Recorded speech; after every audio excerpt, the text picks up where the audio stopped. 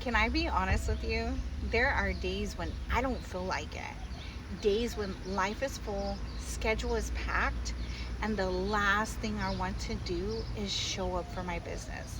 But here's what I've learned: consistency isn't about motivation, it's about making a decision.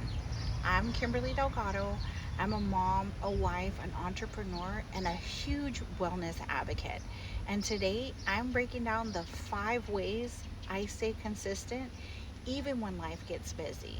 Because busy is not an excuse, it's a condition, and you can build inside of it. Way number one is I plan my week out, not just my day.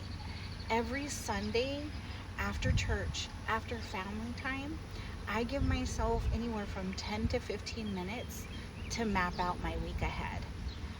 I'm looking at what are my business priorities? What content am I going to post? What appointments do we have, whether it's mine, my kids, my husband? I plan out the week, not the day by day, because when unexpected things happen, I don't want it to derail everything. But when you see the whole week, you can shift, adjust without losing momentum. I use a simple planner, nothing fancy, just a pen, a paper, and intention to figure out how my week is going to go. Way number two, habit stacking. This is one of the concepts that I write about in my ebook, and it has been a game changer. Habit stacking means attaching a new habit to an existing one so it flows naturally. For example, when I make my morning coffee, I'm reviewing my business goals. When I'm on my lunch break, I'm sending out messages, anywhere from 2 to 3 messages. When I'm walking, I'm listening to a leadership podcast. I'm not adding more time to my day, I'm using the time I already have more intentionally. Way number three is I protect my non negotiables fiercely.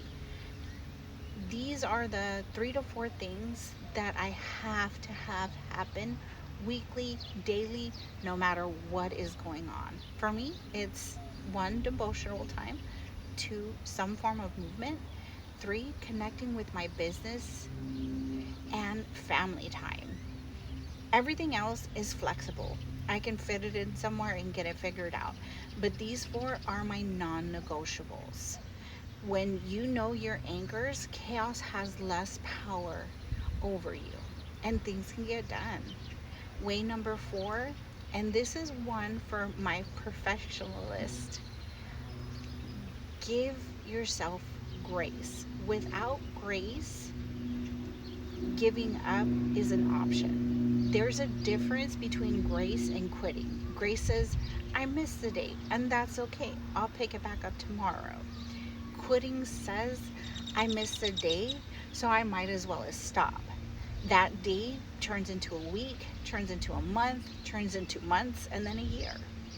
Progress over perfection is always better.